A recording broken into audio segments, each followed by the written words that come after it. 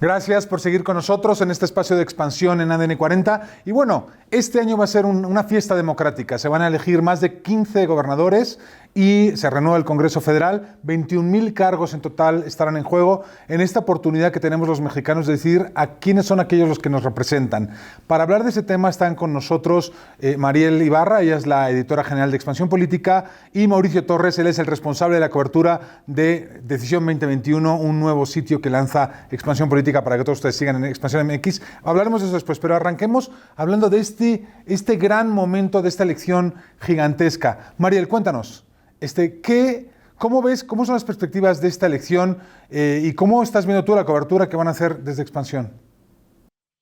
¿Qué tal, Alberto? Muchas gracias por la invitación. Pues sí, como tú lo has dicho, en las elecciones más grandes de la historia, 21,000 cargos en juego. Nunca en la historia del país habíamos tenido tantos cargos puestos en competencia en una misma elección, en una misma fecha.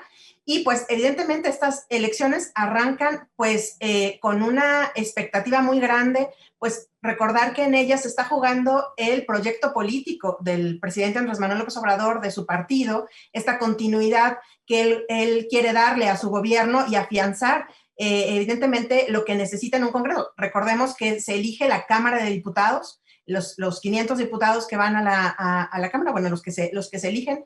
Entonces, para ellos, para su partido y para el gobierno es muy importante lograr obtener las mayorías necesarias para poder continuar pues, con el proyecto político. Arrancamos una elección donde también, evidentemente, la lucha por los cargos frente a Morena, pues está hecha por una oposición que va en conjunto en algunas elecciones federales y también en algunos estados, en algunas gubernaturas, pero que todavía hasta donde vamos ahorita no ha logrado poner digamos que esta huella, no ha logrado la oposición meterse pues de una pelea grande en estas elecciones. La oposición ha logrado digamos que capitalizar aquellos errores o aquellas críticas que se le han hecho al presidente Andrés Manuel López Obrador y a su gobierno, a las decisiones. También decir que arrancamos desgraciadamente un periodo electoral con mucha violencia que no se ha acabado en el país, violencia que se exacerba violencia política, a los participantes y a los jugadores de la elección. Hasta el último semestre, de acuerdo con los datos de esta consultora ETL, que lleva muy bien los registros de las agresiones, llevábamos 205 agresiones a políticos, de las cuales 93 se habían cometido con arma de fuego. Es decir, estas elecciones también las veremos marcadas, desgraciadamente, por esta violencia que se exacerba. Nos decían algunos especialistas consultados en Expansión Política que es justamente porque en estos momentos es cuando el crimen organizado sale, pues evidentemente a tratar de jugar y a tratar de poner también sobre todo en las localidades, pues a piezas que les convengan para que puedan pues seguir con su negocio. Mauricio, tú estás al frente de la cobertura y de entender cuáles son los grandes temas.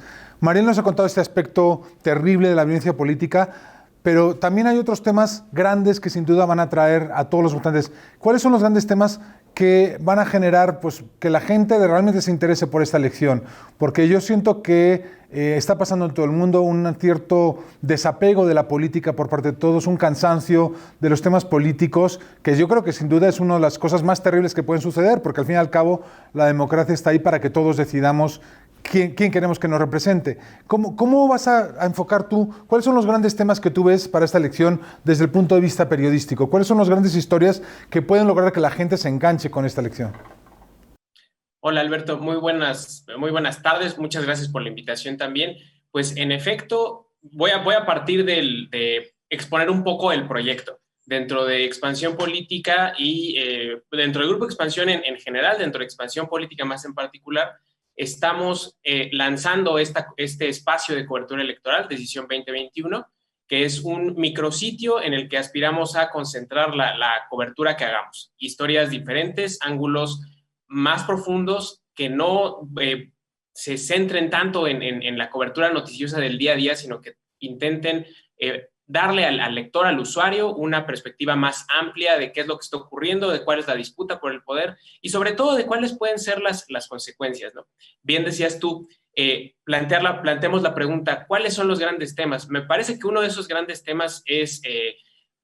podemos partir del desencanto, pensando, por ejemplo, en que esta es una elección, en términos federales, es una elección intermedia, que históricamente tiende a tener una mucho menor participación que las elecciones federales presidenciales. Ese va a ser un primer reto, una primer punto de lectura para el país. ¿Qué tan interesada o no está la ciudadanía en quienes la gobiernan, en quienes la representan y en las decisiones que toman? Otro, me parece que gran tema que va a estar ahí va a ser el de la propia pandemia.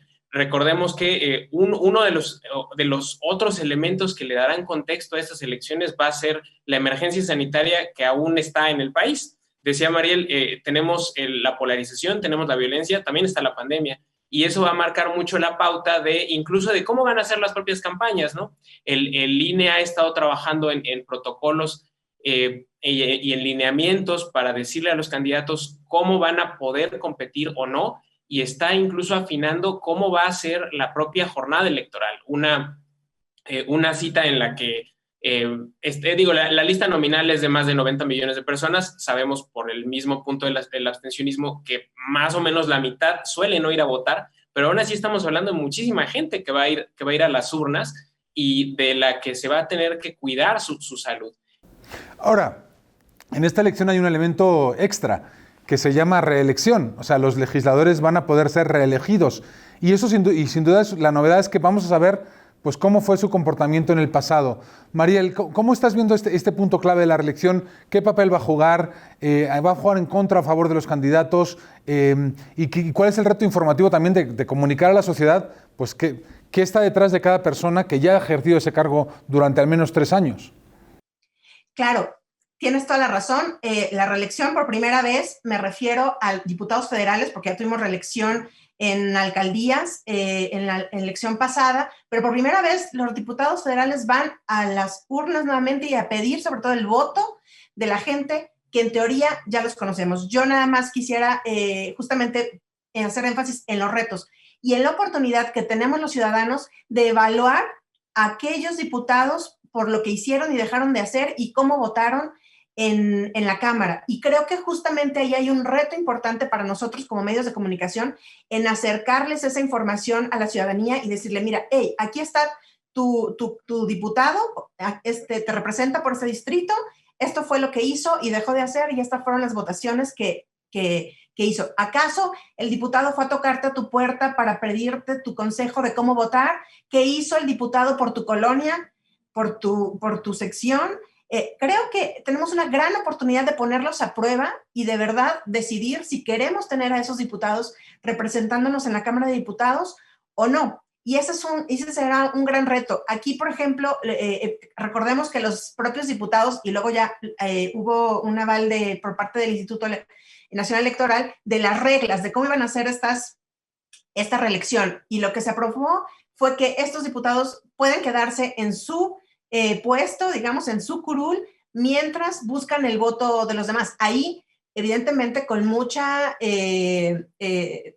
cuestionamiento por parte incluso de consejeros del INE, el propio presidente, de que esto podría significar pues inequidad en la contienda, porque evidentemente ellos tienen recursos públicos, tienen representación, tienen estructura que pudiera ayudar frente a otros ciudadanos o otros actores políticos que quisieran competir por ese cargo. Vamos a ver cómo se dan, o sea, cómo se ejercen esas reglas ya en la práctica. Lo cierto es de que muchos de ellos sí han pedido licencia y sí se han separado de sus cargos para poder meterse de lleno a la campaña. Pero bueno, vamos a ver cómo juega por primera vez en México este factor de reelección y yo creo que sí, como decía hace un momento, es una gran oportunidad para que nosotros los ciudadanos evaluemos a estos diputados. Empezando, Alberto, con conocer quién es nuestro diputado, ¿eh? Mucha gente no conocemos, no sabemos quién es nuestro diputado en turno. Exactamente, que conozcamos quién es el representante del distrito en el que vivimos y en el que votamos. Mauricio, un tema clave en toda elección en los últimos 10 años es el rol de las redes sociales, de la comunicación, de la desinformación. ¿Cómo crees que va a jugar en esta elección? Tenemos el antecedente de las decisiones que tomaron Twitter y Facebook durante la elección estadounidense. y posterior a la elección estadounidense después de la toma del Capitolio, en la cual empezaron pues, desde cancelar cuentas, tener nuevas políticas de comunicación, poner banderas que digan esto es falso, esto es falso. ¿Qué va a pasar en México? ¿Vamos a ver cosas parecidas? Yo creo que se abre una ventana muy grande para que vivamos escenarios similares a los Estados Unidos. Si tomamos como punto de partida el hecho de que seguimos teniendo, insisto, una emergencia sanitaria aquí, todo apunta a que gran parte de la batalla no se va a dirimir en mítines y en eventos masivos, como estamos acostumbrados a ver incluso apenas en 2018, ¿no? Apenas hace 3 años, sino que gran parte de la pelea se va a dar en el espacio virtual, ¿no? Y ya podemos empezar a ver cómo los candidatos o los aspirantes o los propios partidos empiezan a desarrollar ciertas tácticas, quizá todavía no podríamos ver estrategias globales claras, pero sí ciertas tácticas o acciones concretas de cómo posicionar determinados hashtags o realizar foros. Digamos, eso en términos de la realización de las campañas y de la propaganda política. A esto habrá que añadir, pues, todos los otros elementos aledaños, ¿no?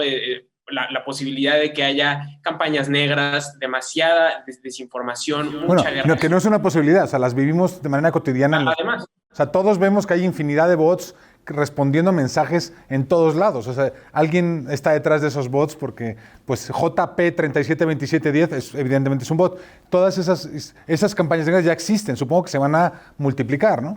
Claro, justo a eso me refería. Y dentro de todo esto habrá que ver.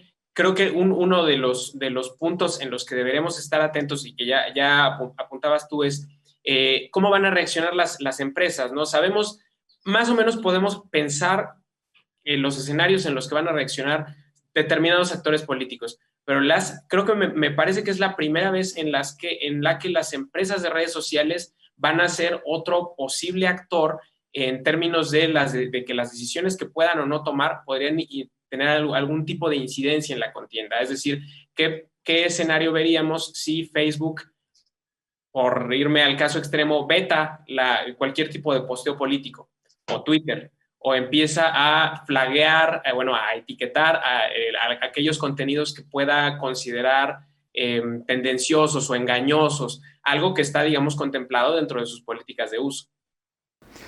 Mariel, para terminar, decías al principio que esta elección se plantea también como la validación o la crítica, dependiendo de cómo sea el resultado, a la gestión del presidente Andrés Manuel López Obrador. ¿Dónde se pone la línea? ¿Qué sería un éxito y qué sería un fracaso para el presidente? Pues evidentemente, además de los temas que hemos abordado ahorita, tenemos un presidente muy activo en la elección, ¿no? Un presidente que está muy dispuesto a meter hombro, a meter cuña en la elección hasta donde se lo permita el Instituto Electoral y sobre todo el Tribunal Electoral.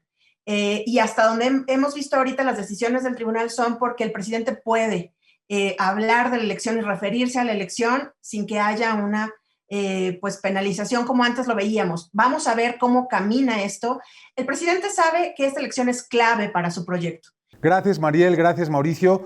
Pues ya saben, en la plataforma de Decisión 2021, en expansión.mx, en Expansión Política, tendremos pues no solo esta cobertura que nos prometen, sino además foros cada miércoles. Arrancamos este miércoles con una entrevista con Lorenzo Córdoba, el presidente del Instituto Nacional Electoral, y cada semana tendremos nuevos foros con participantes, analistas políticos, columnistas. Vamos a tener podcast con nuestros columnistas. No se lo pierdan en Expansión MX. Gracias por estar con nosotros. Soy Alberto Bello, editor en jefe de Grupo Expansión. Nos vemos cada domingo aquí a las 7 de la noche.